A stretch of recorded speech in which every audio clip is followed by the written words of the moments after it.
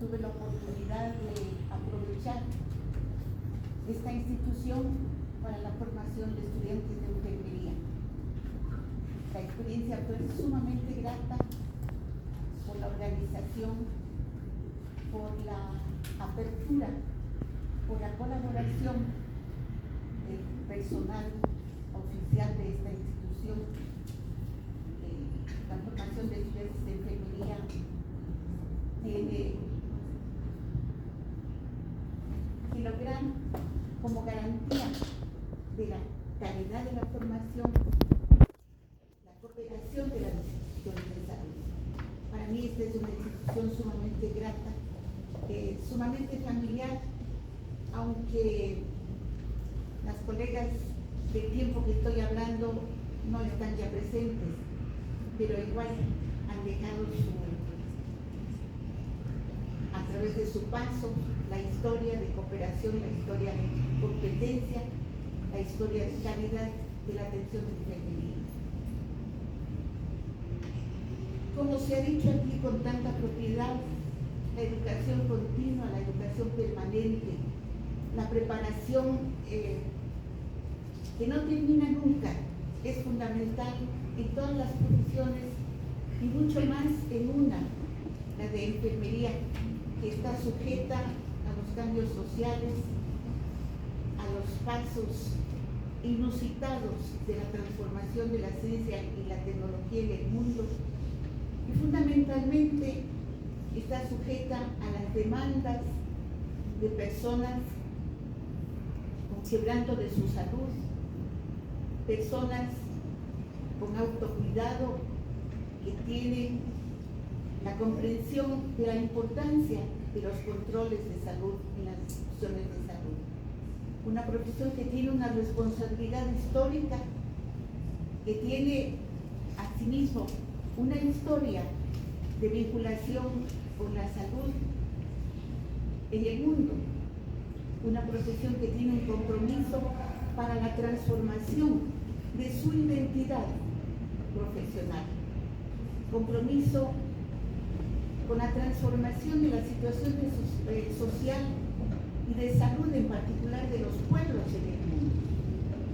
Cuando vivimos en una época en territorios que están afectados, no solamente por las lesiones de carácter social, de carácter económico, por los problemas de salud que aquejan al mundo en estos momentos, sino también por el deterioro del planeta y por el avance inusitado, tremendamente revolucionario de la ciencia y la tecnología, que demandan respuestas profesionales, respuestas humanas, respuestas de conocimiento y de práctica en el campo de la salud específicamente, de carácter tan dinámico, de carácter tan importante para con calidad aliviar o transformar la situación, la experiencia de salud de cada persona y de las comunidades en el mundo.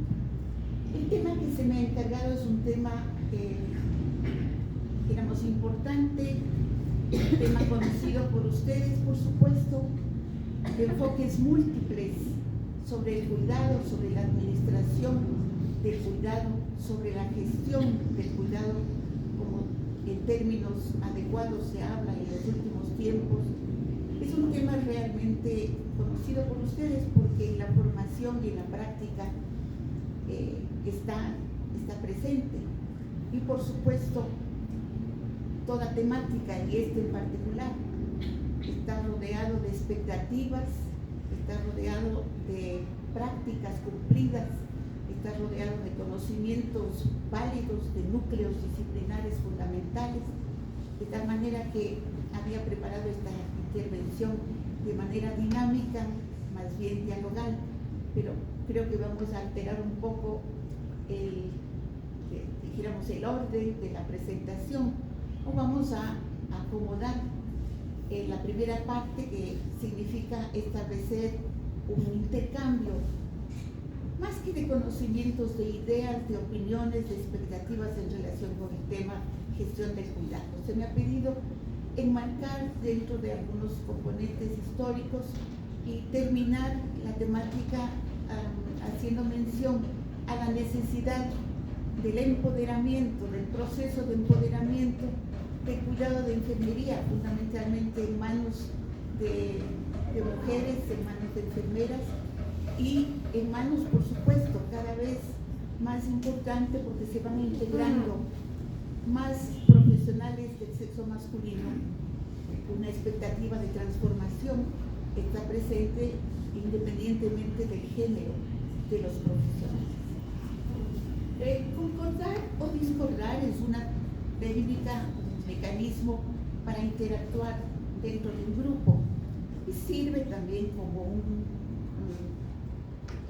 proceso de identificación del estado de conocimientos acerca del tema, que nos permite al final de una jornada al mismo tiempo valorar los cambios, las transformaciones, las nuevas inquietudes que después de una serie de intercambios de ideas, de conocimientos o de inquietudes se producen en cualquier persona como consecuencia de un proceso de aprendizaje.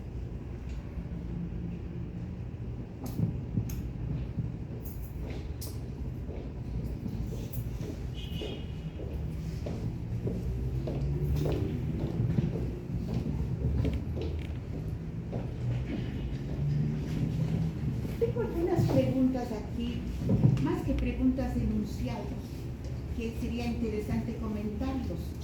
Con la respuesta, concordar o discordar, dependiendo de su posición, de su conocimiento, de su actitud, de su experiencia en relación con lo que vamos a decir. Algunos son enunciados de tipo reactivo que podrían tener cierta calidad, dijéramos, caricaturesca o dramatizadora de experiencias que se viven o que en términos de aporte o de cuestionamiento de nuestra actividad se producen en cualquier momento. La falta de costumbre de usar el micrófono adecuadamente.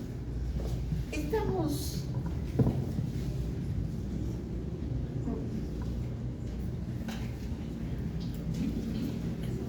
pensando en un tema en el que actúan las personas de los dos sexos, varones y mujeres. Y en el proceso de formación de enfermería tenemos frecuentemente que afrontar algunos estereotipos en relación con el cuidado de enfermería, con el cuidado en general. Y vamos a tocar el primer enunciado que hemos traído. Decimos aquí, las mujeres fueron consideradas con menores capacidades que los varones para el estudio, razón para negar o limitar su acceso a la educación a lo largo de la historia. Me gustaría, por favor, que de manera libre, absolutamente espontánea, dieran su opinión, si están de acuerdo con esta premisa, ¿no? Esta proposición, o si están en desacuerdo. Por favor, cualquier persona. Y agradeceremos que rompa el silencio.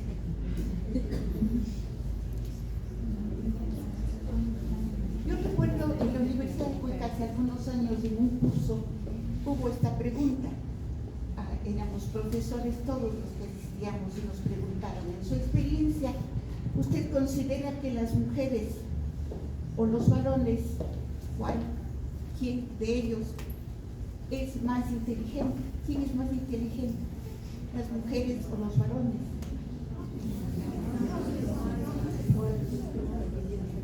Yo creo que los dos géneros están en la misma condición. En la era actual que nosotros vivimos, no hay quien es más inteligente ni menos inteligente. ¿Alguien que esté en desacuerdo con lo que dice la compañera?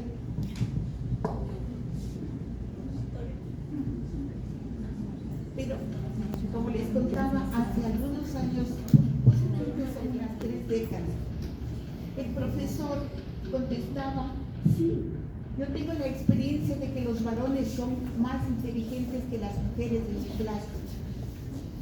Entonces había que preguntar, ¿cuáles son los criterios de inteligencia que manejamos? ¿Qué es para nosotros la inteligencia? Y ahí nos encontramos con una cantidad de complicaciones, porque hace 30 años el concepto de inteligencia era uno, el concepto de inteligencia ha evolucionado, se ha transformado, se ha complejizado en la actualidad.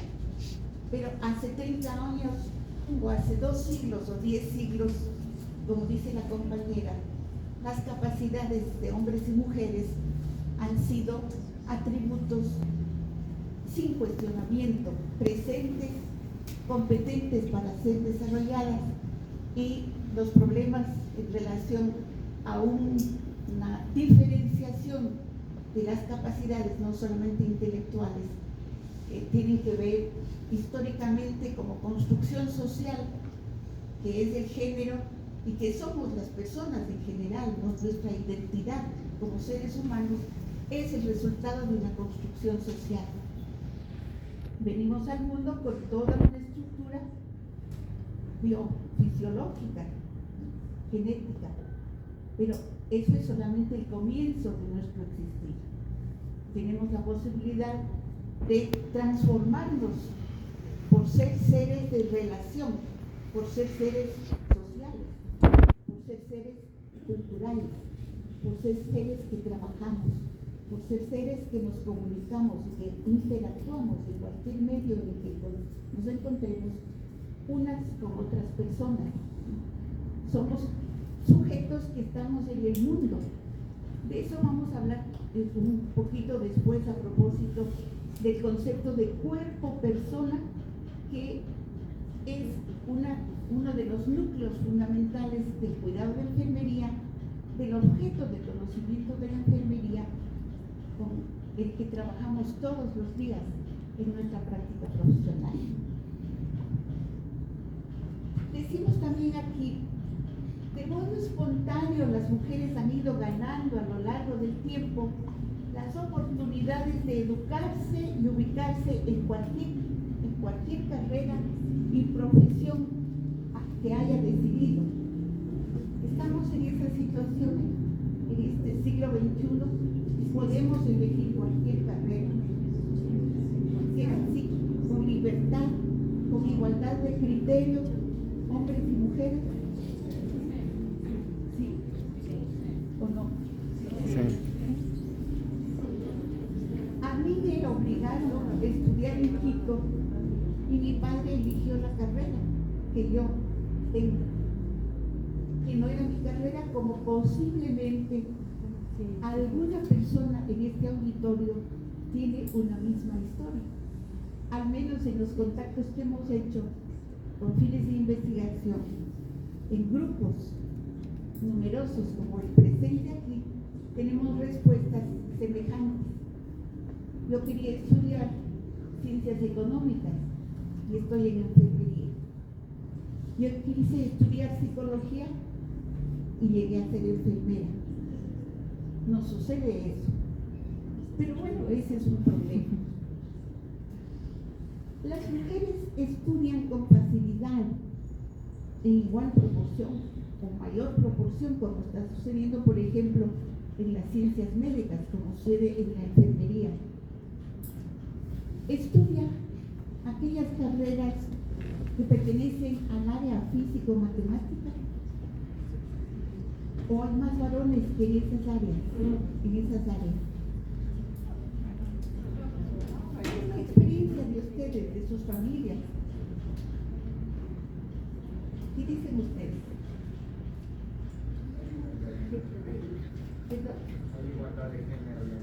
Hay igualdad de género, así es. Nos dicen las leyes y las universidades están abiertas para eso.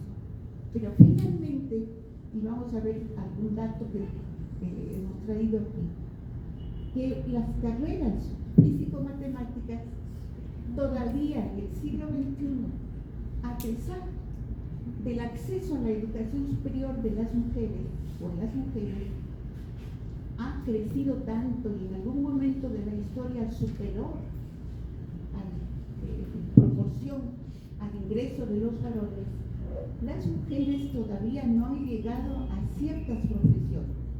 No porque la universidad nos cierre las puertas, no porque no tengamos deseo de entrar a esas carreras.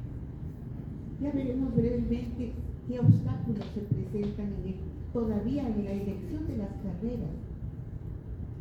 No hay equidad todavía en relación con algunas profesiones.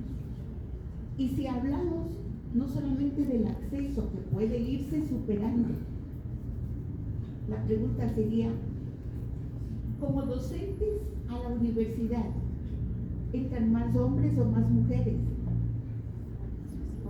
¿O estamos también, como estamos pensando, en paridad?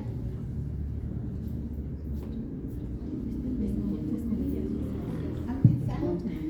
¿Han visto? No se ve solamente desde afuera, pero si se pone a ustedes como que están investigando, eso son investigadoras, ustedes están más al tanto y de pronto lo que nosotros hemos tenido de forma distorsionada, hoy con lo que usted nos vaya a decir, va a cambiar, o sea, la forma. ¿Por qué le digo, licenciada? Porque hace años, por ejemplo, que un hombre entre a servir en enfermería era muy cuestionado. En mi época nomás ya era súper cuestionado. Yo tenía un compañero hombre, no sé si era a él, se le cuestionaba. Y me acuerdo que el compañero no terminó de estudiar. Entonces, pero ahora es normal que los compañeros también se formen como enfermeros, porque su vocación es esa o su situación económica es la que amerita que vayan a seguir eso. Pero ya le digo, en mi época, el único compañero que tuve de enfermería fue cuestionado y a poco tiempo él no llegó a formarse. Entonces quedamos solamente compañeras enfermeras. Y decimos, situándonos en esta realidad, decimos, hacen falta enfermeros en el mundo. Sí, muchos. Tienen que hacer promoción para que ingresen enfermeros en el mundo. Enfermeros. También en torno a eso había un criterio, y creo que sigue todavía habiendo. ¿Cómo vas a estudiar enfermería? Es una profesión de mujeres. Los varones no tienen las capacidades, las competencias, las cualidades para dar cuidado a personas enfermas o personas que controlan su salud. Todavía escuchamos esos criterios. Hemos avanzado muchísimo. Solamente en 1970 comienzan los varones a interesarse por la profesión de enfermería. Antes no. Más o menos como en la Universidad de Cuenca, a los 154 años de haberse fundado, tenemos una rectora del sexo femenino. Todos los rectores, desde Benigno Malo, el primer rector de la Universidad de Cuenca, fueron varones. Hablando en contrario, ¿no es cierto?, de la posibilidad de acceso que tienen las mujeres, no solamente a la educación, sino también a la docencia. Y cuando hablamos de la investigación nos encontramos con otra realidad. Parecería que entrando a la universidad como docentes estamos de hecho en el campo de la investigación y no es así, no es así.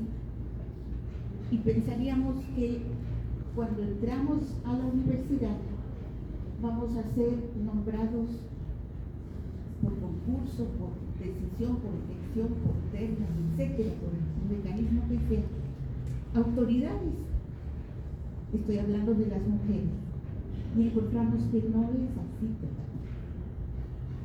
De tal manera que en el mundo hemos avanzado mucho en relación con el principio de equidad de los seres humanos, pero todavía falta trabajar mucho.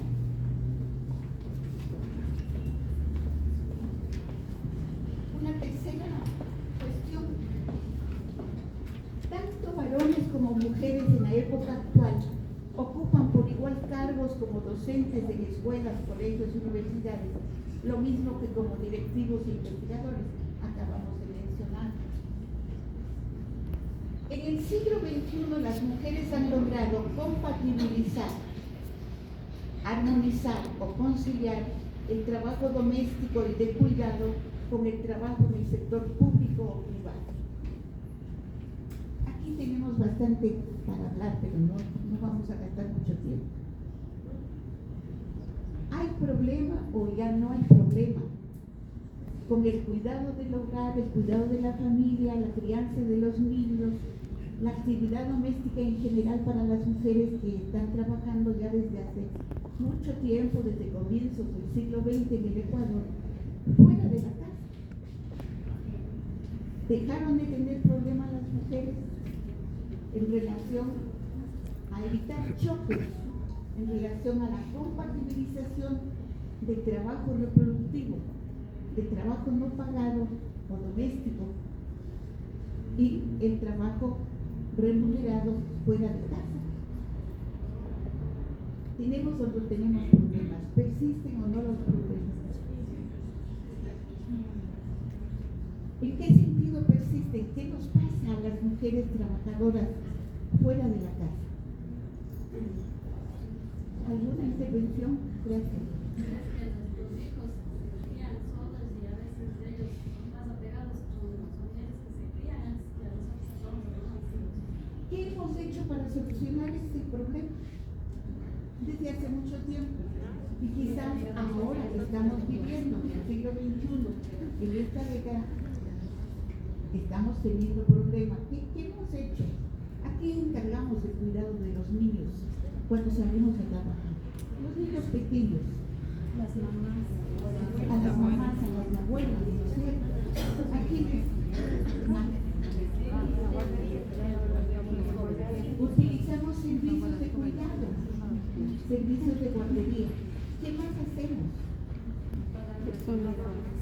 Contratamos empleadas, ¿cierto?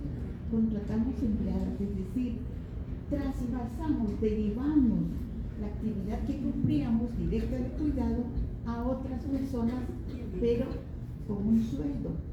Antes el trabajo sin remuneración. Con los cambios sociales, el trabajo de cuidado para nuestros hijos, para la familia, para personas adultas mayores o con discapacidades, debemos pagarlo, porque el trabajo fuera de casa es remunerado. ¿Por qué no será el trabajo dentro de casa remunerado? Se planteó en la primera asamblea constituyente del 98 ese planteamiento, remunerar el trabajo doméstico. Y no nos vamos a quedar en el tiempo conversando qué discusiones se dieron en la Asamblea Nacional, porque nos parecería jocoso, pero simplemente no se aportó. Han pasado muchos años, tenemos una nueva constitución, la del 2000, y no se aprobó tampoco. No se aprobó. Hay una serie de justificativos. Veamos otra cuestión. El trabajo de cuidado de la vida y la salud de la familia es un trabajo no remunerado que asumen normalmente las mujeres. Es lo que estamos diciendo. ¿Hay posibilidades del trabajo de cuidado por parte de los varones? ¿Tienen ustedes ejemplo en sus familias? ¿Alguien nos quiere contar alguna experiencia breve? Por favor. Bueno, realmente, para mí mi esposo es mi apoyo total. Siempre me ayuda en casa. Qué lindo, ¿no? Antes decían los esposos, mi esposa es un apoyo total.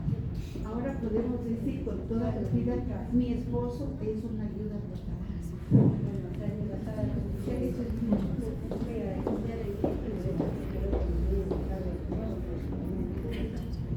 Entonces, para mí sí puedo decir que cuento con esa apoyo por parte de mi esposo, porque digo, él ha hecho de mamá, de papá y de China, como decimos, ¿no? Entonces, yo estoy muy orgullosa de él. Esa es mi experiencia. ¿Qué hay que multiplicar? ¿Sí o no? ¿Qué significa los varones vayan incorporándose al cuidado doméstico. Un cambio de mentalidad, un cambio de actitud, una transformación de la organización doméstica absolutamente beneficiosa para la familia y para las dos personas, para los dos géneros, hablando de manera más amplia, dijéramos. Yo tengo la experiencia de un nieto varón de 20 años, a cumplir 21 años, estudiante universitario con modalidad no presencial, que se encarga del cuidado desde que tuvo 1 año de edad de su hermano, de su último hermano. Y es extraordinario, es extraordinario. Ahora veníamos en el transporte y él estaba pendiente de abrigar al pequeño, está muy frío, a las 6:30 de la mañana, de abrigarlo, de ver que esté cómodo en el asientito de atrás. Y la abuela al lado de él no estaba ya pendiente de esos menesteres absolutamente humanos, no necesariamente ni femeninos ni masculinos, absolutamente humanos. La vulnerabilidad de la persona humana es un elemento universal. Todos tenemos necesidades, hombres y mujeres. Y la lógica sería que todos, hombres y mujeres, nos ocupáramos de esas necesidades, de esa vulnerabilidad que acompaña al ser humano.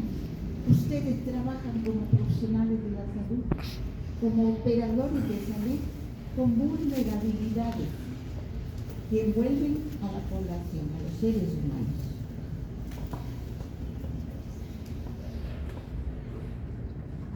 La gestión de cuidados tiene 3 núcleos disciplinares, decimos aquí, fundamentales: cuerpo biológico, acciones de cuidado y normativa institucional.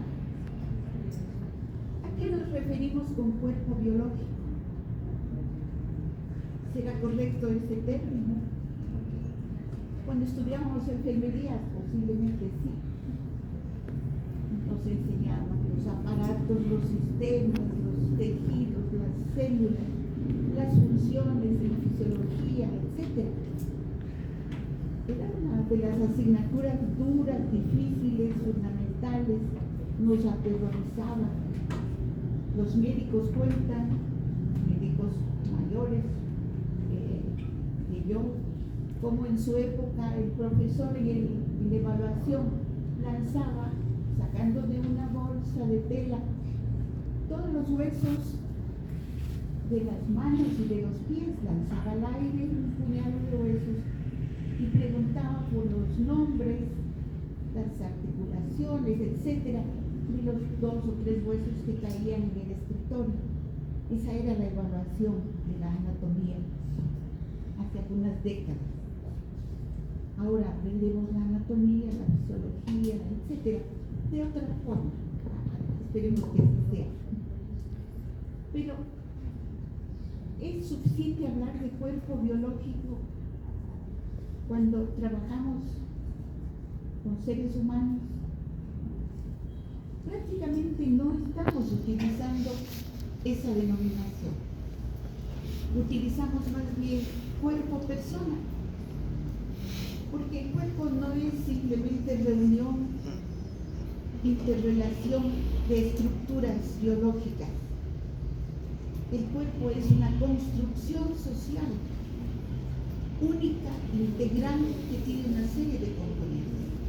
Entonces, para el cuidado estamos hablando aquí del cuerpo-persona. Hemos puesto como un distractor negativo cuerpo biológico. Trabajamos con el cuerpo-persona. Trabajamos con todo lo que significa concepción, conceptos de salud y realidades de la salud. De pronto se nos dice, se acabó el presupuesto y no tenemos para dotar, la dotación de X materiales ya no se va a dar durante un mes hasta hacer un nuevo pedido. Sucede eso. O en las bodegas de X institución los medicamentos están caducados de tal manera que no no tenemos esos insumos. Estamos hablando de una realidad de salud, de un tipo de administración inadecuada, de una situación de pobreza. El presupuesto de salud, ustedes conocen que nunca sobra, aunque en algunas instituciones los sabrán desde diciembre que no deberían haber capitales que no se han gastado, se entregan, vuelven al erario nacional. Eso definitivamente está prohibido si pensamos en seres humanos que deben tener atención oportuna y de la mejor calidad. Entonces, en esos casos no hay presupuesto que sobre en las instituciones de salud. Entonces, cuando hablamos de gestión y cuidado, tenemos otros núcleos fundamentales, núcleos disciplinarios, como cuáles. Aparte de saber que trabajamos con cuerpos personas, con seres humanos, ¿qué más necesitamos? Nuestra formación, obviamente, como enfermeras y enfermeros. ¿Qué más? La parte humana, igualmente somos cuerpos personas. En esa interrelación de que el cuerpo doliente, se está hablando del cuerpo doliente, hay un cuerpo no doliente, un cuerpo sano, entre comillas, que está interactuando con el cuerpo doliente. Entonces necesitamos, por no decir tantos elementos, que ese cuerpo persona profesional sea un cuerpo autocuidado, es decir, un cuerpo que sea capaz de dar ejemplo de salubridad, de salud, a quienes estamos cuidando, aparte de los conocimientos, de la formación, etc.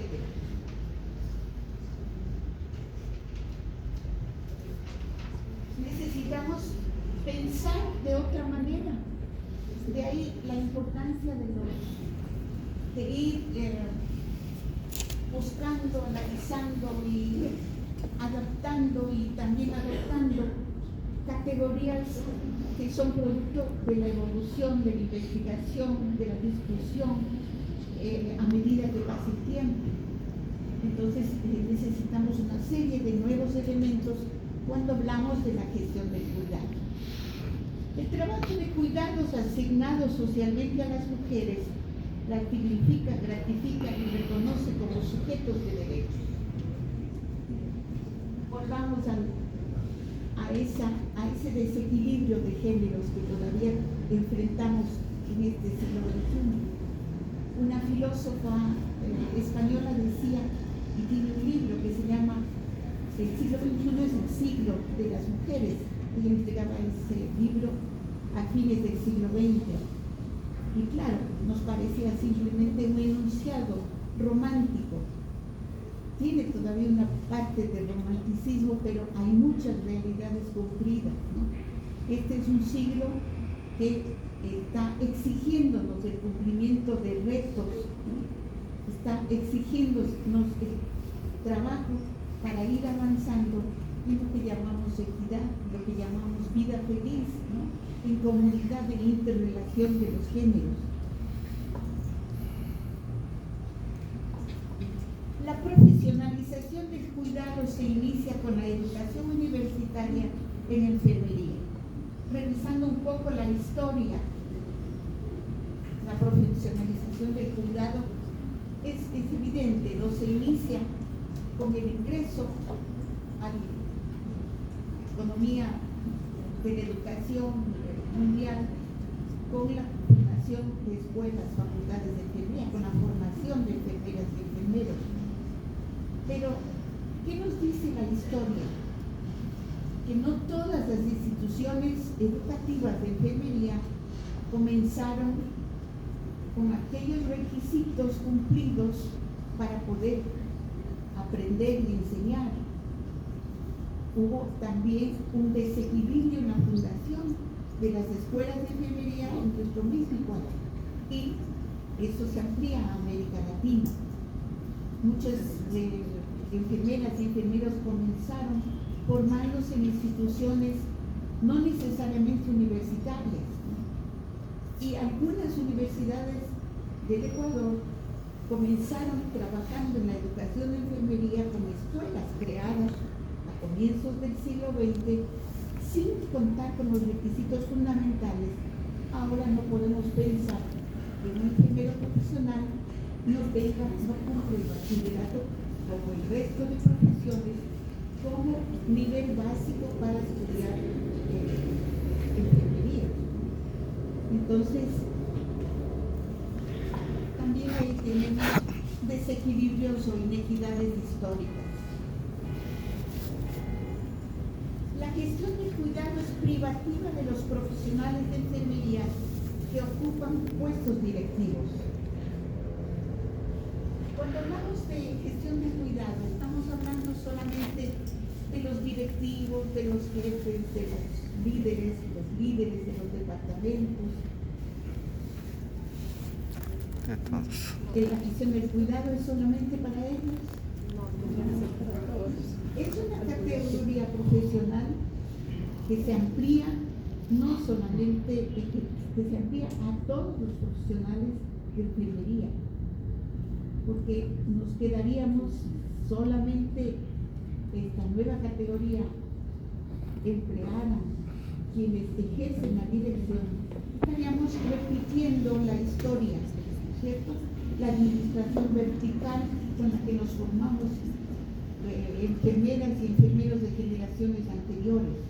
Entonces estamos hablando de un tipo de administración del cuidado nuevo que compromete, que se extiende a todo el equipo que opera en enfermería, a todos los profesionales de una institución. Y terminamos con 2 o 3 enunciados más. Se dice que el cuidado de enfermería se invisibiliza por las malas prácticas profesionales, entre otras, el trato deshumanizado.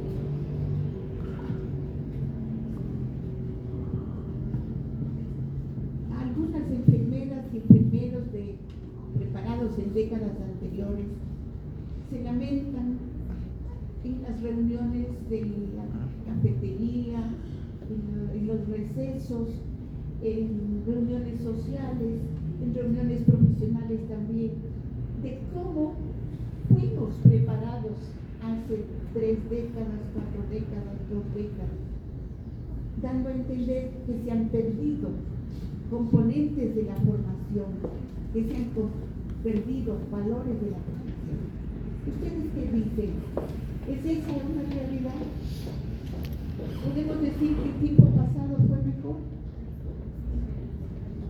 Ustedes son todos jóvenes, muy jóvenes. De tal manera que esos comentarios pueden ir inclusive dirigidos a ustedes. Hay profesionales que están obviamente, digo que la mayoría egresados en este siglo, son ustedes enfermeras y enfermeros de este siglo. Entonces yo estoy hablando de enfermeras como de mi edad, un poco menos, que se quejan mucho de cómo estamos enseñando la enfermería profesional, de cómo estamos ejerciendo la profesión. ¿Ustedes qué dicen? Se han perdido valores y se han perdido contenidos con los que nos formamos antes. Atrás, los compañeros sentados atrás.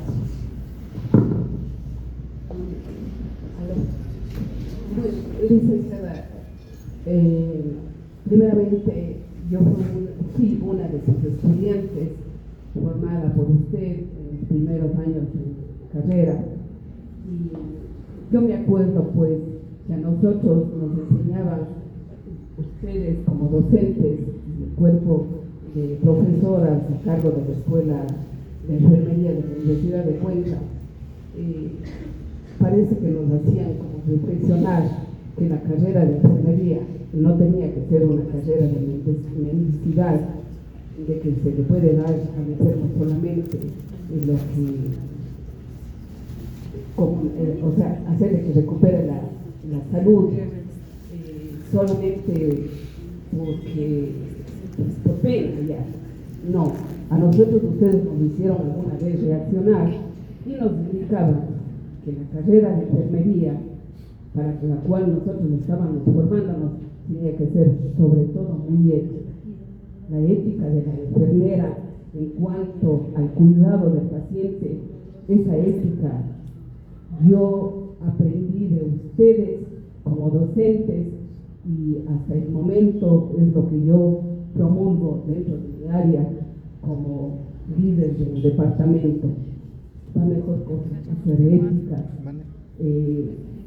con humanidad para cada uno de nosotros, para los pacientes, porque si es que no damos esa humanidad, no estamos trabajando como enfermeros. Sí se ha podido observar actualmente en algunas compañeras que se han incorporado, que son de la nueva escuela, que ya no hay esa ética, que solamente las compañeras no miran a la profesión como una profesión para adquirir un sueldo. Yo sé que nosotros vivimos de un sueldo, pero la ética de la enfermera sí se ha visto un poco vulnerada para la atención de calidad que nosotros estamos dando a nuestros pacientes. Eso es lo que yo he podido percibir a lo largo de este tiempo. Estoy prácticamente a punto de salir de aquí de la institución, pero eso quisiera que las compañeras vuelvan a retomar, que las docentes de las universidades formen a sus estudiantes en base a la ética, a la humanidad, humanismo que se debe de tener cuando se da una atención de calidad a los pacientes. Eso ahora los compañeros van a dirán. Muchas gracias. Por eso no queremos la computadora. Bueno, muchas de las veces los que hemos estudiado en universidades somos un poquito antiguas. Las prácticas fue uno de los pilares fundamentales, ya que nosotros realizábamos prácticas con los pacientes desde el primer año de enfermería. En cambio, la diferencia es que ahora estamos realizando prácticas con los simuladores y es ahí donde no estamos desarrollando lo que en realidad es el humanismo. Lo estamos perdiendo y es por eso que usted con la práctica es donde aprende y donde se desarrolla todas las habilidades. Entonces, para mí ese es el problema. Muchas gracias. Qué curioso. Sí, por favor.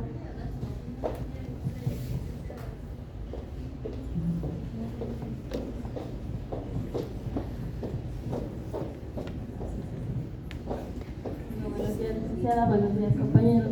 Bueno, yo quiero dar una opinión como dicen las compañeras.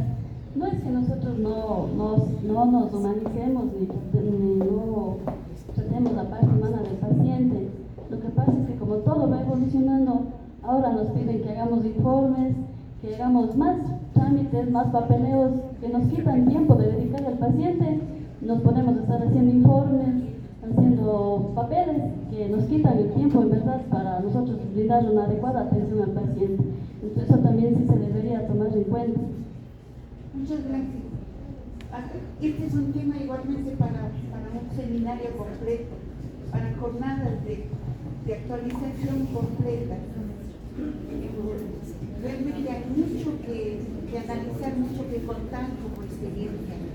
Yo les cuento, yo me formé en los años 60 en la Escuela Nacional de Enfermería de la Universidad Central y la primera experiencia que tuve fue atender a una persona del sexo femenino, adulta mayor, de una familia de clase alta de la Ciudad de Quito. Ese contacto me dio la directora de la escuela. Yo era graduada y comencé a trabajar en la escuela de enfermeras. Cuando la familia me preguntó cuál era el costo del cuidado de enfermería, no supe qué decirle. No tenía idea de cuánto costaba mi trabajo. Nunca supe y nunca cobré. Nunca cobré. Y no podía recibir un obsequio que querían darme la familia. porque la paciente falleció, no por mi mal trabajo, que estaba muy enferma realmente. Y yo suelto un poco esta experiencia a propósito de que la gestión del cuidado tiene que recibir una cantidad de legados históricos y plantearse perspectivas nuevas, no solamente para el momento que estamos viviendo, sino para el futuro. Y curiosamente, esta es una profesión, ustedes escogieron una de las profesiones hermosas por eminentemente humanas, útiles como ninguna otra profesión, pero tremendamente difíciles, un trabajo tremendamente injusto. Esta es una pregunta que yo les planteo hoy, o un enunciado que planteo hoy, a propósito de una investigación y de una serie de escritos. Algunos de los documentos están en la bibliografía para leer en el futuro, para disfrutar de cosas nuevas que están apareciendo ahora dentro de la temática de la economía del cuidado, no tratada en términos simplemente de ganar o no ganar dinero, sino en términos de la organización nueva mundial del cuidado que existe en el mundo. Las enfermeras, los enfermeros profesionales, los auxiliares de enfermería preparados que trabajan en el nivel público, fuera de casa, tienen ahora en la práctica del cuidado a un sector de competencia, dijéramos así, que se mueve por todo el mundo, que está formado por aquellas personas que hacen trabajo de cuidado en el mundo como migrantes, y la mayor parte son mujeres quienes están haciendo ese trabajo de cuidado en condiciones tremendamente inhumanas, en condiciones de desigualdad en el mundo absolutamente injustas. Posiblemente no tenemos mucha experiencia con el trabajo de cuidado propiamente de enfermería aquí en el Ecuador, porque la gente nuestra sale como migrante, emigra del país. Tenemos población que ingresa al país, inmigrantes, especialmente de Perú, de Colombia y últimamente de Venezuela. Pero no tenemos, dijéramos, la experiencia en relación con lo que significa el trabajo de cuidado de los migrantes. Es un trabajo sumamente importante en el mundo y sumamente penoso para quienes ejercen el trabajo. Se está hablando del trabajo limpio y del trabajo sucio de cuidado, tanto en el trabajo remunerado como en el trabajo no remunerado de cuidado. Ustedes podrán identificar a qué llamamos el trabajo sucio, que no debería tener ese nombre, porque está en relación con la vida, con la salud de los seres humanos, de las personas, del cuerpo persona con el que estamos trabajando todos los días. Entonces, éramos la forma de reaccionar, la forma de asumir, de administrar el cuidado, la forma de jerarquizar el cuidado, tiene características tan especiales en el mundo actual, en este mundo que vivimos, en este mundo en el que decimos hemos logrado mucho, hemos avanzado, pero creo que necesitamos seguir trabajando. ¿A qué íbamos con este punto que acabamos de plantear? Cuando un cuerpo de enfermeras y enfermeros, o cuando una profesional o un profesional de enfermería aplica todo lo que estamos diciendo, la comprensión de cuerpo-persona, de cuerpo integral, que no solamente un conjunto interrelacionado de músculos, de huesos, de nervios, de células, de tejidos, sino un cuerpo-persona que es producto de las interrelaciones en el mundo, que es producto como construcción social en el mundo. nos encontramos con que esas personas que atienden con los mejores atributos de relación humanizada están dando un trabajo invisible. Aquí nos referimos con trabajo invisible, a que nadie se opone a ese tipo de trabajo, nadie cuestiona. ¿Qué dicen los familiares? Los familiares son gratos, siempre gratos cuando encuentran ese tipo de cuidado. Le recibieron al paciente, le dieron la atención. Les cuento de paso, tenemos un pequeño estudio, una investigación que está publicada ya en una revista española, un conjunto de enfermeras, sobre la bata del hospital. Ustedes dirán, ¿para qué se hacen esos estudios? Pero hay cosas tan importantes que investigar. Se llama el cuerpo vestido que somos, la bata de hospital. Encontramos trabajando con 4 enfermeras más, con 40 personas que ingresaban al hospital y con testimonios de 40 enfermeras que laboran en una institución de salud de Cuenca. Descubrimos que la bata de hospital, el ponerse la bata de hospital, es una experiencia más dura, más difícil o complementaria en dolor e incomodidad que la misma enfermedad. Y por una sola razón, posiblemente el Romero Castañer Crespo estén las batas de hospital buenas, bien, ¿no? Tanto para hombres y para mujeres.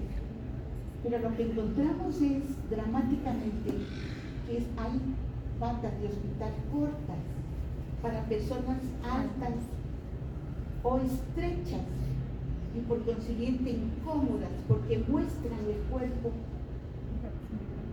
que batas de talla incómoda, diferente para personas robustas. Entonces viene el sufrimiento. ¿Por qué? Porque ese cuerpo tratado en una relación de intimidad, como ese tratamiento de enfermería, en nuestro trabajo, está descubierto, se muestra en un ambiente público, que es el ambiente del hospital. Contradictoriamente también es un ambiente privado, porque ahí se cocina, es un ambiente también doméstico, se cocina, se lava ropa, se trae medicamentos, se trae alimentos, se prepara alimentos, etcétera, se alivia el dolor, etcétera. Parecería que el hospital es la institución evidentemente pública, pero tiene un componente también privado, porque es el lugar como cuando estamos en nuestra casa, en un lugar, en una habitación cuando estamos enfermos, ¿cierto? Entonces es privado y es público, como espacio social, como espacio humano. Encontramos en ese estudio que tanto pacientes varones como pacientes mujeres se molestan. A veces creemos, y ese es mi prejuicio que les voy a contar, pensaba que los varones no tienen problema de mostrar su torso. Pensaba que las mujeres tienen el problema porque están presentes una zona erógena, los senos. Y no encontramos que tanto hombres como mujeres se molestan porque está desnudo su cuerpo, su torso, su espalda o su abdomen. Les molesta mostrar su abdomen a los varones. Entonces descubrimos con un tema, con un detalle del cuidado hospitalario, la bata de hospital, una realidad tremendamente compleja. Creemos que somos muy humanos, tenemos muchas cualidades que estamos demostrando de atención humana. Sin embargo, no conocemos la realidad, no conocemos la historia personal de cada cuerpo persona. Dijimos, no solamente el cuerpo es una reunión de tejidos, de células. El cuerpo es una historia, porque es el resultado de la relación con el mundo, donde aprende, donde se transforma, donde influye y se deja influir. Hay un autor, Merleau-Ponty, que es un pensador, un antropólogo, un sociólogo francés, que habla de ser y estar en el mundo a través del cuerpo. Sin el cuerpo usted no estaría presente aquí. Sin el cuerpo usted no puede trabajar, cumpliendo con esa ética del cuidado, como se dice aquí, demostrando su experticia en las acciones de enfermería logradas a lo largo de la práctica, ¿no? Yo también me formé con el sistema de simulación, y estoy hablando de los años 60, cuando hace algunos años la Facultad de Ciencias Médicas, de la que ya salí hace 22 años, jubilada, traía los primeros maniquíes, por supuesto, con componentes electrónicos, etc. Yo decía, estamos descubriendo el agua tibia, ya, cerca del tercer milenio, cuando en otro país, en los años 70, ya funcionaba en el Centro de Tecnología Educativa de Río de Janeiro, Brasil, el sistema de formación médica por simulación, por maniquíes.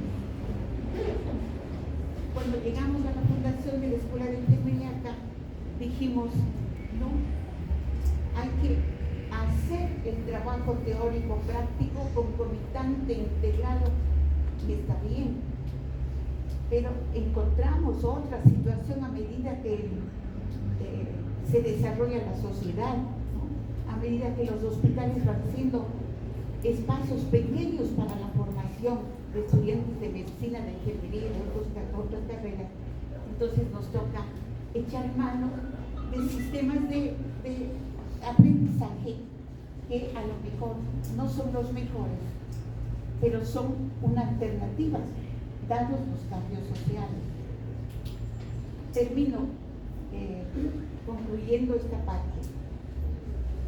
Cuando aplicamos los mejores conceptos, los mejores conocimientos y sobre todo, cuando somos un lechado de virtudes, los enfermeros y enfermeras, en el plano afectivo, emocional, de respeto cultural, de respeto de las identidades, cuando somos realmente el oasis. Hace muchos años oíamos mucho, prefiero una sonrisa de una enfermera y no un medicamento. Parecía simplemente un halago, un piropo. Era un deseo, el buen trato. Entonces, hay esos atributos que los recuperamos y los aplicamos ahora. Sin embargo, ¿a dónde quiero ir? No pasa nada con el prestigio de la enfermería cuando hacemos ese trabajo y sobre todo cuando damos el mejor de los tratos a las personas que acuden a los servicios médicos. Cuando hay ruido, cuando hay oposición, cuando hay cuestionamiento, cuando la enfermería se visibiliza, cuando no cumplimos con lo que estamos diciendo.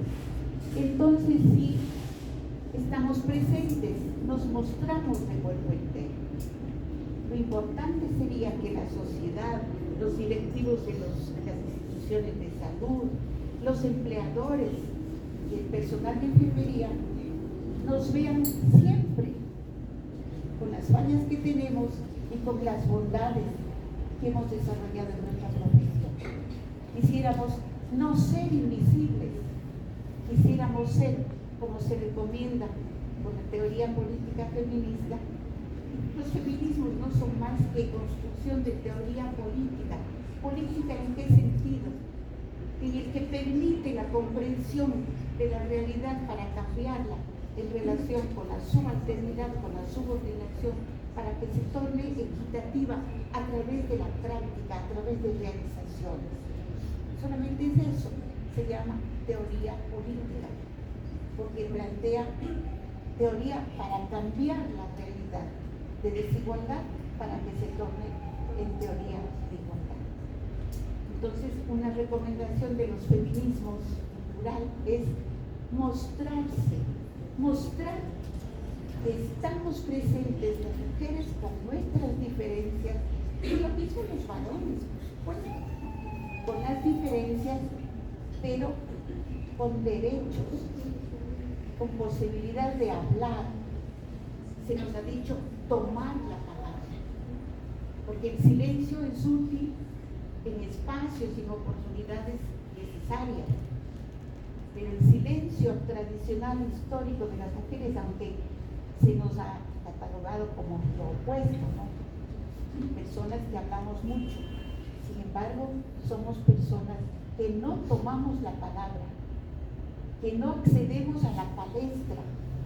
Y cuando digo no accedemos a la palestra me refiero que no planteamos nuestras necesidades y problemas en todos los espacios, en aquellos espacios de discusión donde se toman decisiones. Entonces el silencio es una estrategia muy importante, inclusive en la misma atención de los pacientes, ¿no?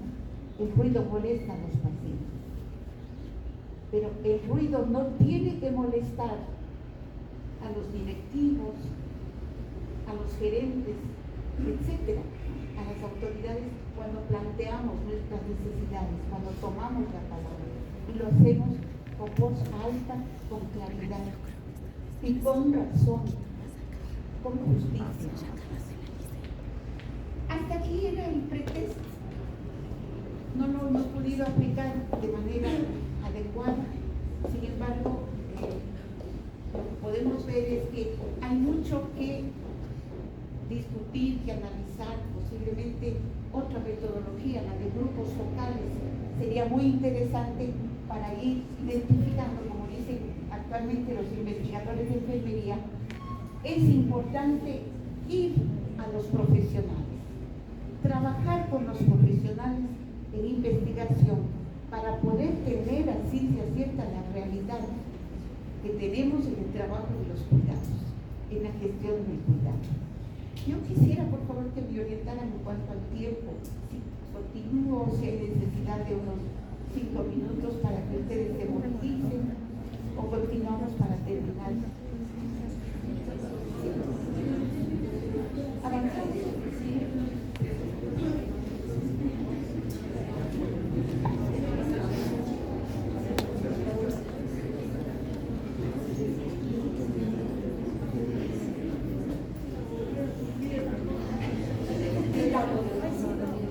Que la historia de la enfermería es la historia de los cuidados, para indicar que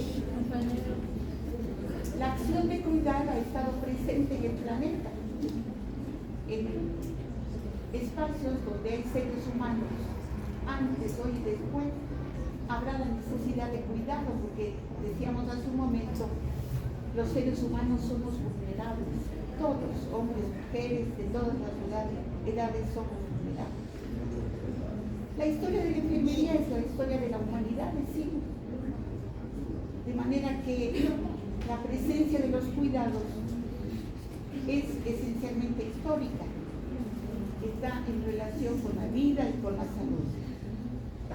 Sin embargo, estas autoras inglesas dicen, a pesar de que es visible, de que es clara, de que es comprensible el valor del cuidado del planeta, estas acciones de cuidado han estado presentes sin el suficiente reconocimiento, sin la suficiente trascendencia y actualmente en todos los tiempos, especialmente económica, social, cultural, etc. De tal manera que el trabajo de cuidado históricamente ha tenido esa dimensión romántica de reconocer, ¿no es cierto?, en el discurso el valor del cuidado, pero lamentablemente ha tenido el otro lado de esa situación, el cuestionamiento o la invisibilización del cuidado.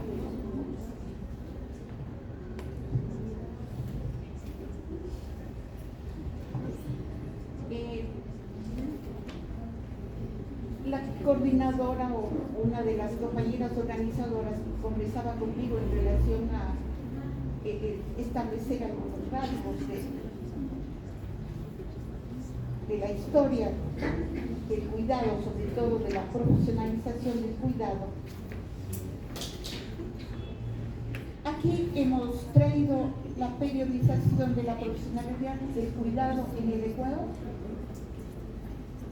y decimos que la enfermería de la caridad fue una de las primeras etapas, saliendo del periodo colonial y pasando al periodo postcolonial ya con la inauguración de la República.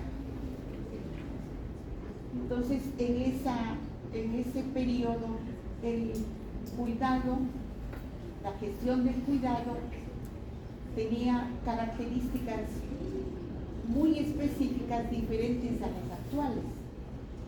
Se utilizaba como un dispositivo de beneficencia pública. Además, en los periodos, especialmente garciano, se utilizó como una estrategia para el saneamiento, no solamente de las patologías parasitarias, de nutrición, etcétera, las patologías de la pobreza y del abandono de ese tiempo, sino también para corregir las taras sociales, dice García Moreno, el alcoholismo fundamentalmente, la vagancia, decía García Moreno. Una segunda etapa es la preacadémica, en tránsito a la formación universitaria. Esta etapa está constituida por las primeras décadas del siglo XX. La formación de enfermeras en algunas instituciones, la Cruz Roja, a través de grupos de damas vinculadas especialmente con la iglesia, no necesariamente con las universidades como instituciones formadoras de recursos profesionales. La tercera etapa es obviamente la académica. En la etapa anterior, en la preacadémica, les comentaba que también aquellos programas anexos a universidades de las dos primeras décadas, tres y hasta cuarta década del siglo XX, se daba con requisitos, exigiendo requisitos diferentes a los actuales. En la década de 40, de los años 40, cuando se pide el bachillerato para la formación de enfermeras de la Universidad Central del Ecuador. La inserción universitaria ya para la tercera etapa se caracteriza por la organización curricular absolutamente regular, estable, obviamente tomando la estructura o tomando las características de buena parte de la formación médica. No olvidemos que las escuelas de enfermería han tenido en América Latina un origen semejante, no muy frecuente, que era la de el trabajo de organización de la apertura de escuelas de enfermería por parte de los médicos, quienes estaban muy interesados en contar con ayudantes para su trabajo. En la última etapa que denominamos de posicionamiento hacia la formación del posgrado y la investigación, nos situamos desde el término del periodo capitalista incipiente y de algún desarrollo para pasar a un periodo que estamos viviendo actualmente neoliberal en el contexto de la globalización.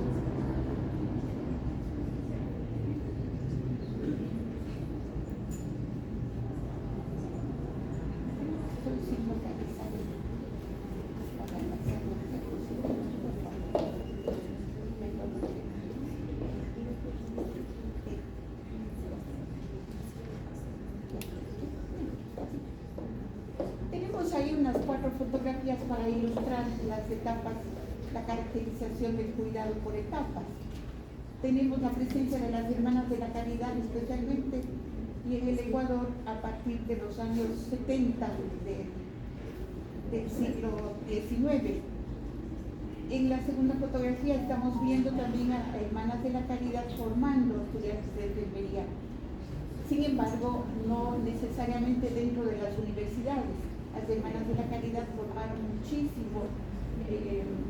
mucha cantidad de enfermeras llamadas profesionales, pero sobre todo de auxiliares de enfermería llamadas meritorias, es decir, personas de buena voluntad, generalmente de clase social pauperizada, madres solteras, en fin, que necesitaban algún ingreso o sustento. Entonces se les contrataba para que estudiaran enfermería como meritorias, sin más reconocimiento que tener la alimentación y la posibilidad de alguna bonificación no oficial. La tercera fotografía está ilustrando la formación ya académica universitaria, y la última, el desarrollo de esa tercera etapa de manera inusitada, de manera amplia, de manera especializada, especialmente fincada en la tecnociencia y en la investigación. Con esta estudiante de enfermería de la Escuela Nacional de Quito de tercer año, según el símbolo de las líneas de Necosia, y portando la lámpara de flores náuticas como signo de la atención en los espacios oscuros y oscurantistas, ¿no?, del siglo XVIII, decimos aquí que el proceso de profesionalización tiene retos cumplidos, pero también expectativas presentes, cambios que se tienen que efectuar y que se están efectuando en este siglo XXI. En todos estos campos, ¿no?, en la educación de enfermería hay cuestiones que analizar, que decidir para cambiar. En la práctica profesional de la misma forma, en la producción de conocimiento, es decir, en la investigación está esperando a enfermeras y a enfermeros realmente en posicionamiento, en el compromiso con la consecución de los derechos ciudadanos, tanto del grupo profesional como de la sociedad. Cuando hablamos de reconocimiento de sus derechos, inclusive nos tenemos que referir al derecho, parecería que está cumplido y que ya es asunto de otro tiempo el incumplimiento. Me refiero a para igual trabajo, igual remuneración. Aún hay desigualdades en el salario dentro del cuidado de enfermería, de las personas que ejercen el cuidado de enfermería. En uno de los enunciados últimos tomábamos el asunto de la invisibilidad. Con esta diapositiva queremos indicar cómo el cuidado de enfermería es una categoría y una práctica del ejercicio profesional que a través de la historia ha invisibilizado el valor, la importancia y la trascendencia. ¿Cómo se ha invisibilizado? Las enfermeras y enfermeros no hemos querido esconder el valor de nuestra práctica profesional. No hemos querido esconder, ocultar la preparación científica y la preparación técnica lograda en las universidades y a través de la práctica profesional. El asunto es que están presentes, han existido y existirán estereotipos en el trabajo de enfermería, en el trabajo de cuidado fundamentalmente. En uno de los puntos que tratamos hace varios minutos, estamos planteando cómo el trabajo de cuidados tiene un origen eminentemente doméstico. Y no hay que decirlo con temor. El cuidado históricamente, originariamente, en la especie especie humana es de origen doméstico. El problema está en que lo doméstico ha sido naturalizado como de menor valor, de menor importancia y por tanto invisible. ¿Por qué el trabajo doméstico no es remunerado, decíamos? Porque naturalmente invisibilizado no se lo ve. Hay estudios muy interesantes que inclusive comparan con una especie de brujería, de hechizo, de acción imposible de explicar.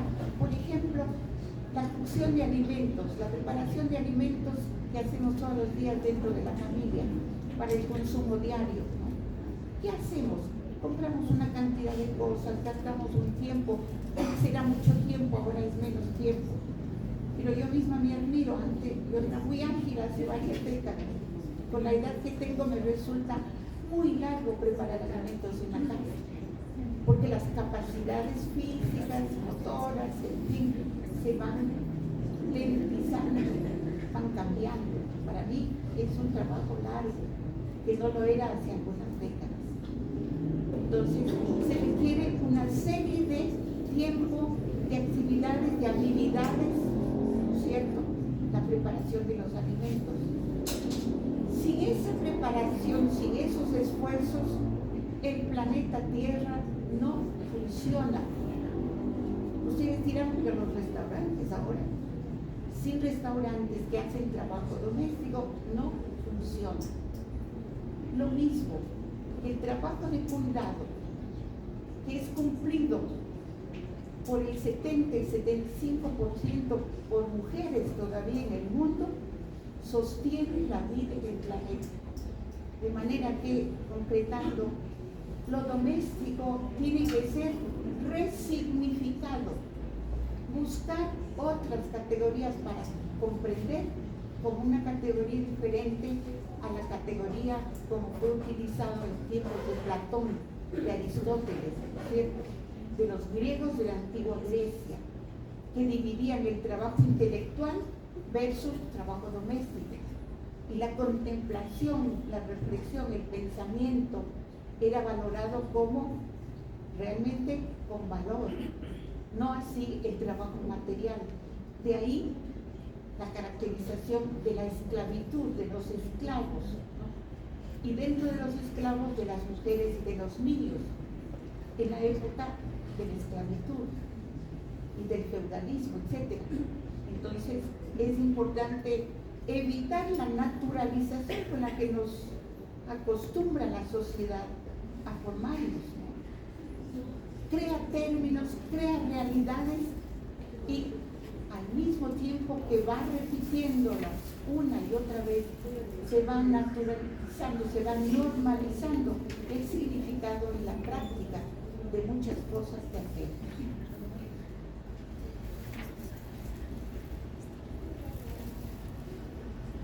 Entonces,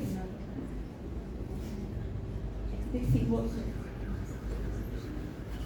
que el trabajo tiene paradojas, y ustedes van a plantear algunos ejemplos de paradojas. Tan valioso, tan necesario, con un origen vital, no humano, sin embargo, con formas que restan su reconocimiento. ¿Cuál es el contexto de la salud y del cuidado actual? En forma breve decimos ahí que no podemos ya comparar. Hace, creo que cumplí 60 años de formada, ¿sí? 60 años de formada, son muchos años, son 6 décadas. No podemos comparar la realidad social, cultural, económica, política de los años 60 con la realidad que estamos viviendo ahora. En los años 60, una realidad de un capitalismo incipiente, se decía semifeudal. Todavía las haciendas, todavía los huasipungos subsistían, que era una realidad feudal, a pesar de estar en el capitalismo incipiente. ahora estamos también en una era capitalista, pero absolutamente cambiante, con un contexto de globalización y de neoliberalismo que nos crea una serie de ventajas, por supuesto.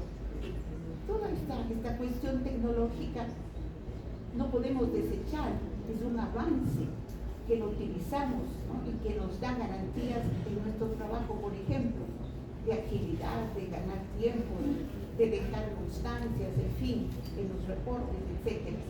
Pero también nos produce una serie de inequidades y también de lesiones, ¿no? Una de ellas, la medicalización en la que vivimos, hablando de la salud, hablando de las ciencias médicas.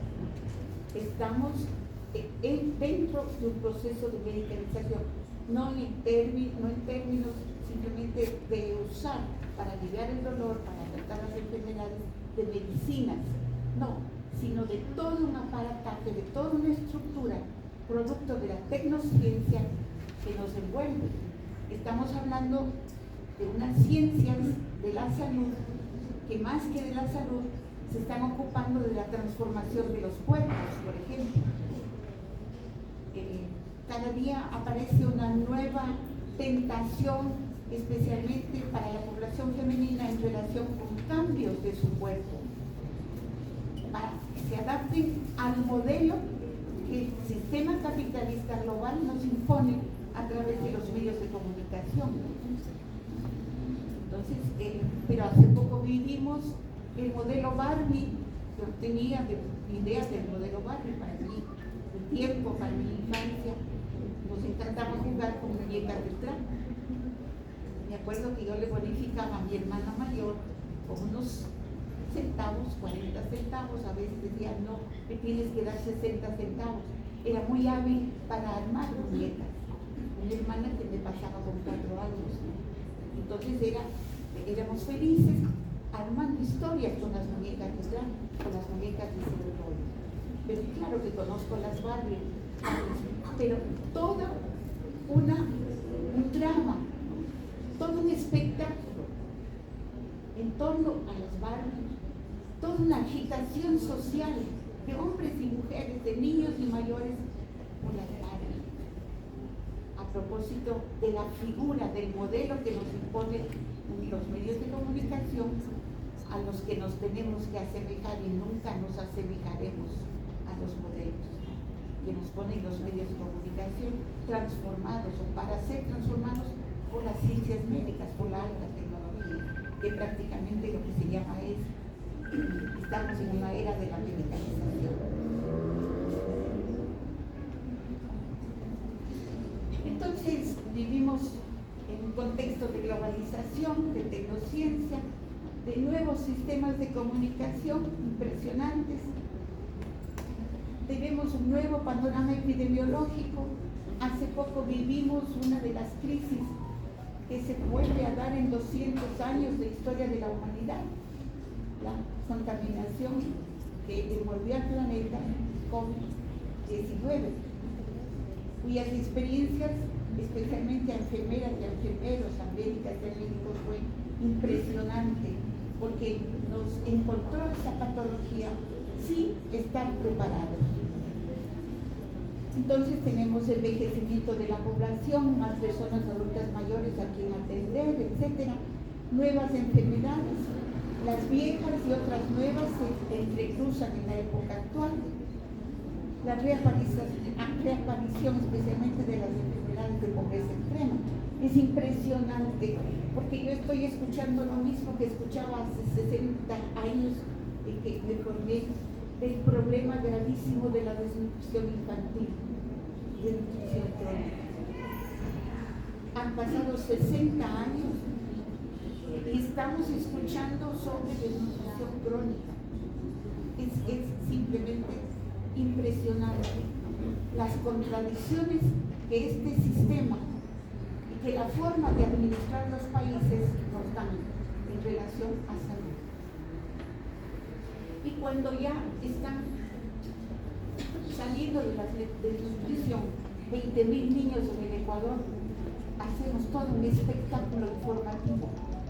Pero 20.000 niños desnutridos crónicos que han superado esa etapa y que seguramente volverán a caer en lo mismo. No es un dato importante que necesite aplausos, que necesite sesiones para mostrar. Lo que tenemos que mostrar es nuestro cuidado, es nuestro aporte dentro de los procesos de salud. Nosotros deberíamos tener discursos en plataformas políticas, que no los tenemos, porque nos hemos acostumbrado a decir que no los necesitamos. Y da la circunstancia de que sí necesitamos hablar y mostrar nuestro trabajo públicamente.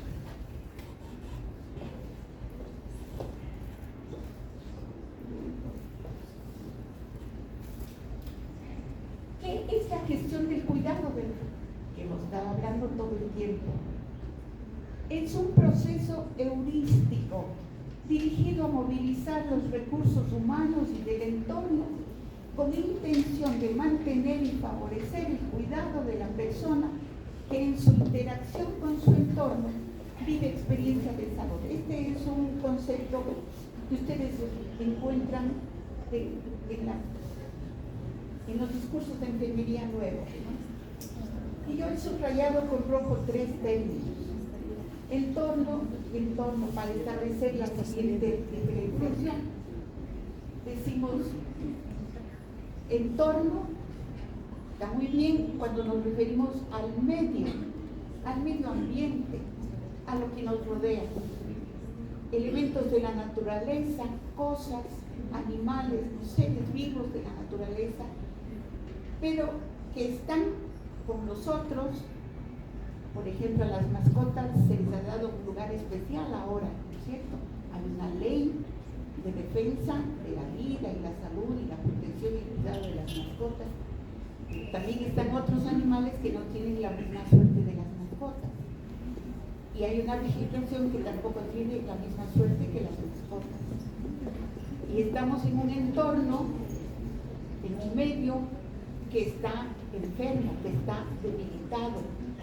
Nos estamos refiriendo al planeta, nos estamos refiriendo a la escasez del agua, no solamente por este tiempo de sequía, sino ya un problema real de escasez de agua para la población. Se calcula en los años 50, 2050, se habla de que la comunidad mundial estará realmente en conflicto por la falta de cuidado, por la contaminación tremenda de la industria, por la contaminación con basura, inclusive nuclear, que no solamente afecta fuera de la estratosfera, sino del propio planeta Tierra.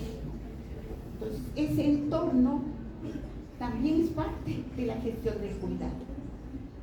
Y ustedes podrán encontrar múltiples formas de actuación, de intervención para ayudar a que la comunidad, a que cada persona haga algo, por pequeña cosa que sea, para todavía permitirnos vivir en un planeta que no ofrezca riesgos que ya están presentes.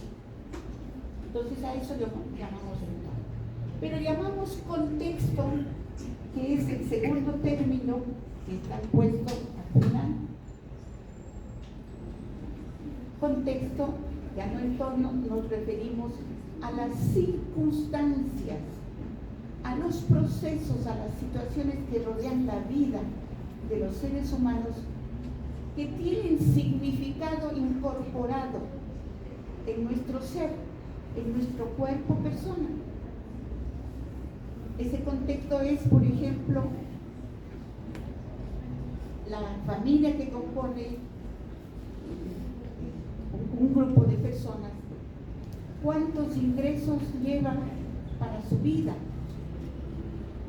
Llamamos contexto a qué alimentación se prepara y se consume, a cómo se da la comunicación intrafamiliar, a qué conflictos están teniendo los niños en la escuela.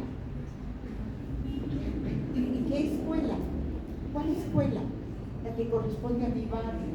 ¿Y qué cosas están en el barrio? Por ejemplo, yo vivo en un condominio, les comento porque puede ser un ejemplo. en el que durante 3 años no se han lavado las cisternas, cuando la literatura científica y técnica dice lavar cada ¿qué tiempo las cisternas de un condominio? Pequeñas o grandes, ¿cada qué tiempo? Ustedes son sanitaristas, tienen que saber. Se dice, los autores dicen cada 3 meses, otros dicen cada 6, y finalmente hay quienes dicen anualmente, al menos anualmente. Pero en mi condominio nos ha llevado 3 años, y no porque no hemos pagado las alícuotas o expensas, sino porque la administración, eso a veces puede suceder en las instituciones de salud. Por ejemplo, nos asusta muchísimo las noticias de cómo se caducan medicamentos que no han sido utilizados dentro del periodo de vigencia. Ese no es problema entonces de falta de presupuesto, es un problema de organización, de administración, de gestión. Entonces, el problema en mi condominio es problema de administración. Hemos tenido que hacer ¿qué? Conversar, presentar en los organismos directivos, como hacemos a veces las enfermeras y enfermeros en las instituciones de salud. Y no hemos tenido respuesta. ¿Qué hemos tenido que hacer? Trasladar el asunto a una Junta Cantonal de Protección de Derechos. ¿Qué hemos hecho? Tomar la palabra, hablar, hacerlo público, no invisibilizar el problema, porque somos adultos mayores y estamos más vulnerables que otros para la contaminación pulmonar. Todos, ¿no? Pero a lo mejor más las personas mayores. Entonces hay una Junta Cantonal que automáticamente, de acuerdo con la ley, digo automáticamente porque es un asunto de resolver y resolvió. Atención para eso. Tuvimos unas caídas en las gradas, 5 gradas, y también hay otros edificios con 8 gradas, para ingresar a nuestro lugar de vivienda. Y se rompieron tendones del hombro derecho. Rehabilitación, intervención, fisioterapia, etc. Entonces no podemos estar con miedo que la estabilidad, la movilidad de una persona de 80 años, yo tengo 80 años, no puede ser descuidada. Hay necesidad de eliminar barreras naturales o arquitectónicas, o hay que poner, por ejemplo, pasamanos. La Junta Cantonal de Derechos dijo automáticamente póngase pasamanos e identifíquese las barreras arquitectónicas de todo el resto del condominio, porque eso es lo que solicitamos. No hay un beneficio para 2 personas jubiladas de un bloque.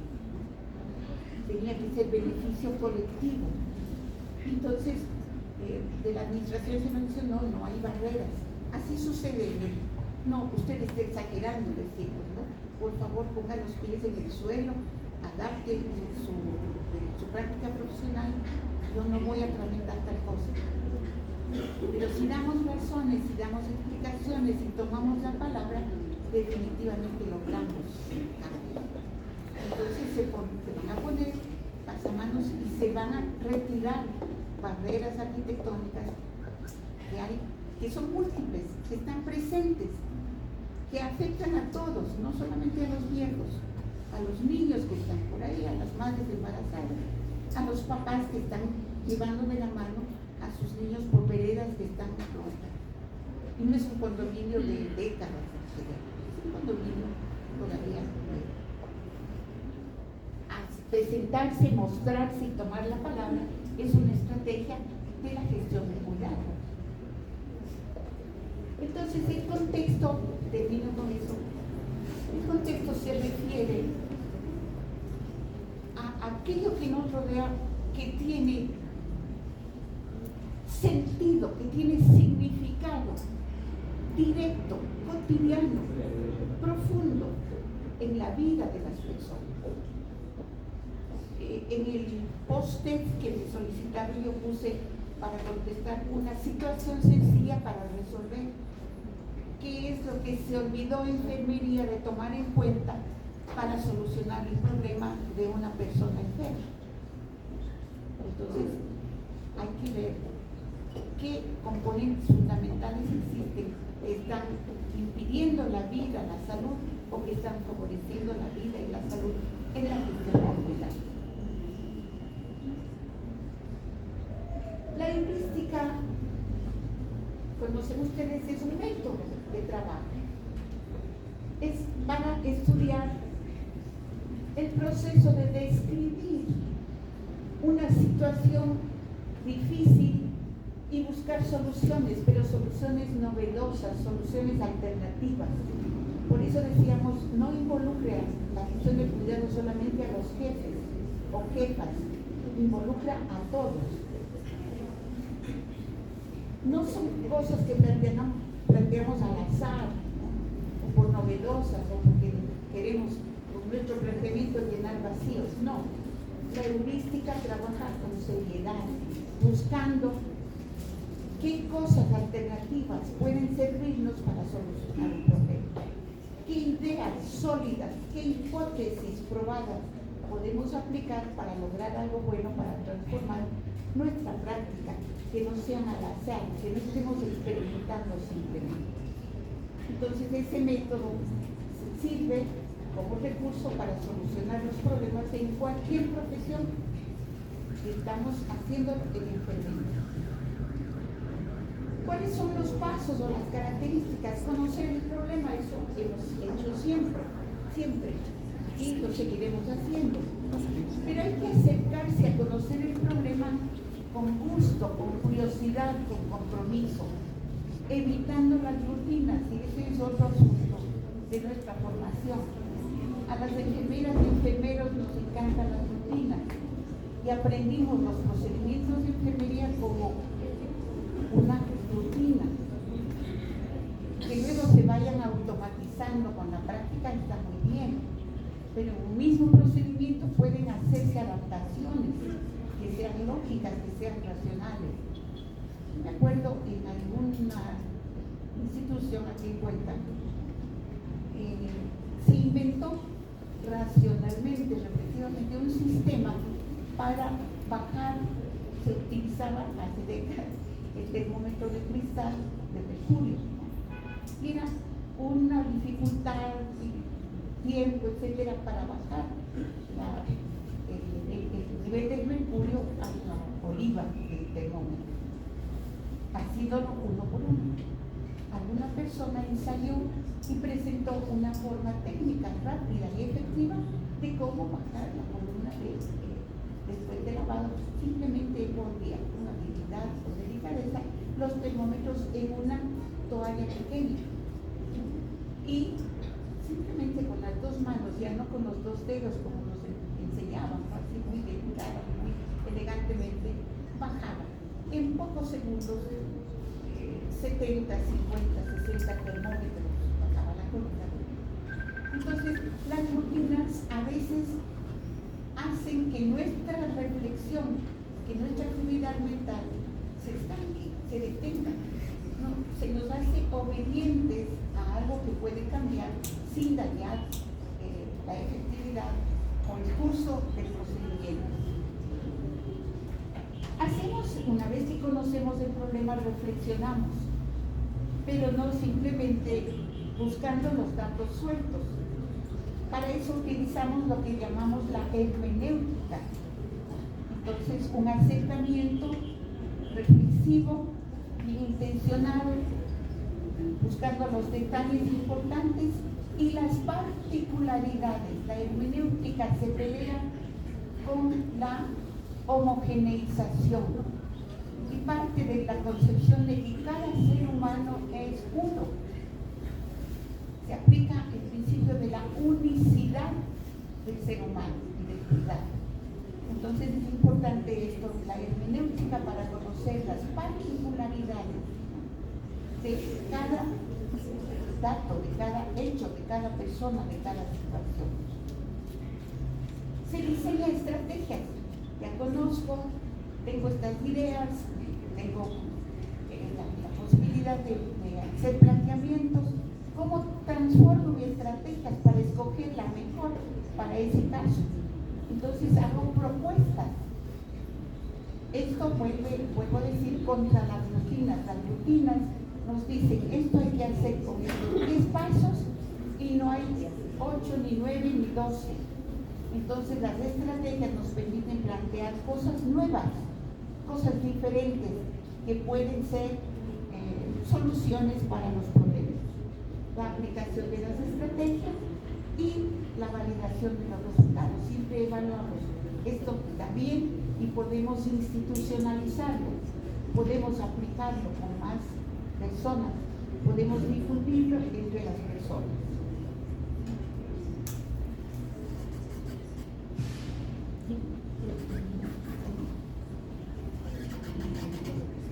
Vamos a terminar con unas 2 o 3 diapositivas.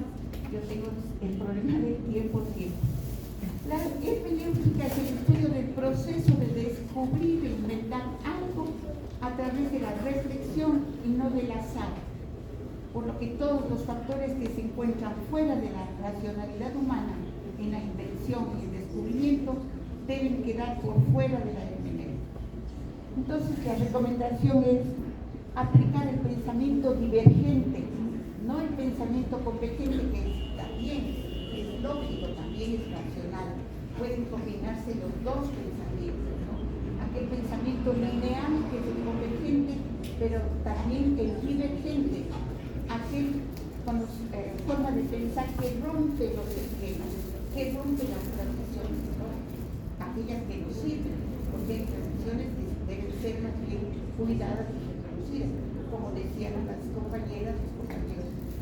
Los principios éticos del cuidado de enfermería pues tienen que ser cuidados, que tienen que ser revisados y adaptados también, pero no podemos hacer cuidados de enfermería sin el componente sin el sustento ético.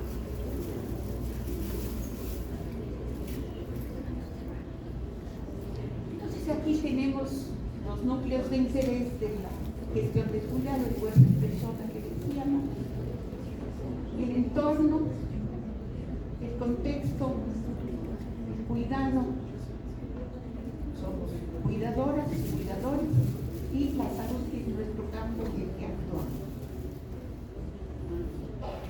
Y solamente he tocado este elemento de cuerpo persona.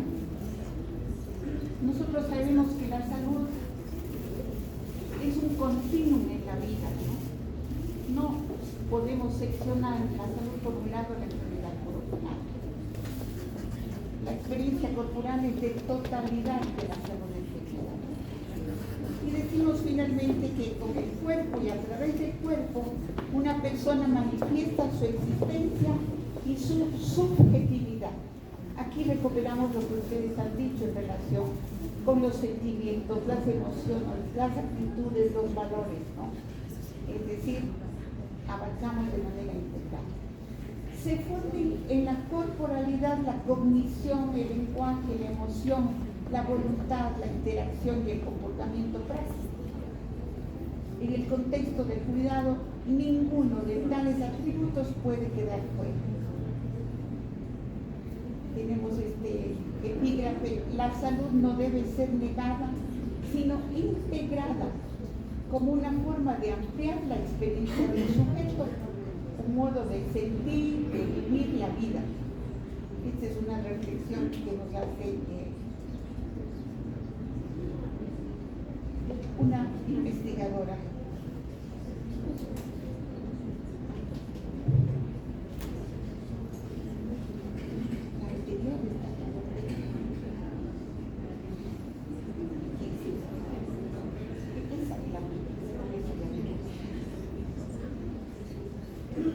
Me pidieron algo breve sobre el empoderamiento y aquí está algo muy breve.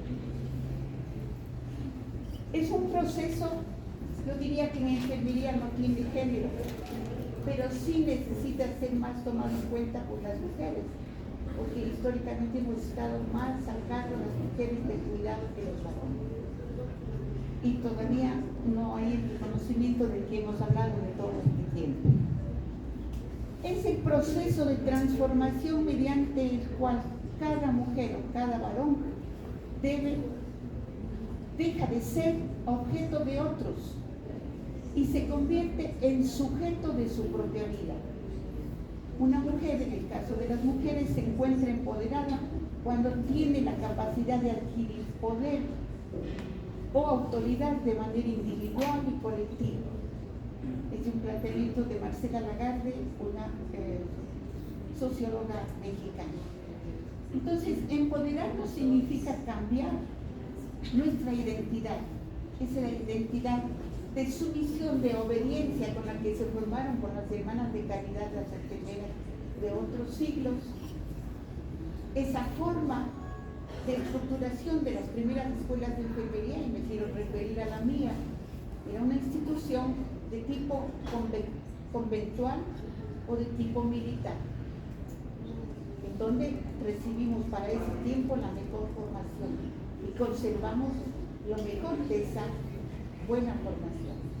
Sin embargo, no podemos nosotros estancarnos en un modelo, y hay que tener recelo de los modelos, porque los modelos nos hacen pasivos, nos hacen cómodos, nos hacen ociosos mentalmente y no avanzamos.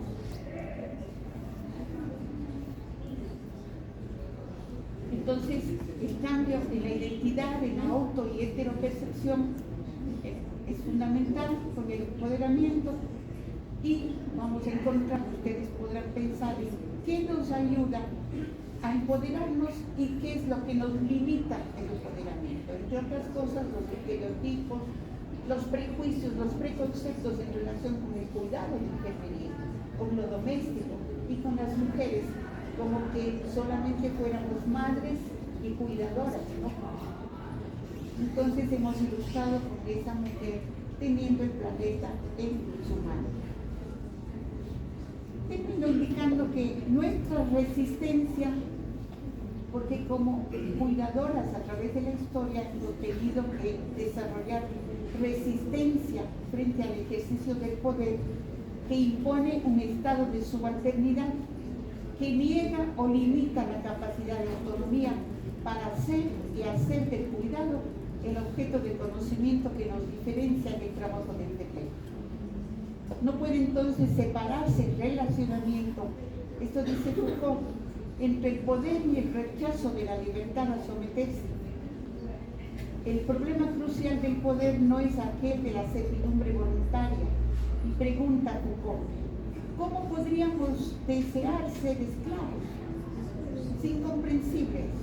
En el corazón mismo de las relaciones de poder, y constantemente provocándolas, están la resistencia de la voluntad y la intransigencia de la libertad. Tenemos un reto, el reto es seguir cambiando la práctica profesional, seguir cambiando, seguir oponiéndonos a los estereotipos, a aquellas cosas que nos inhiben como profesión, seguir luchando por nuestros derechos que no están todos cumplidos como ciudadanos. Todavía la investidura completa de ciudadanía está por venir. Agradezco su atención y su paciencia en este tiempo de su preparación. Muchas gracias.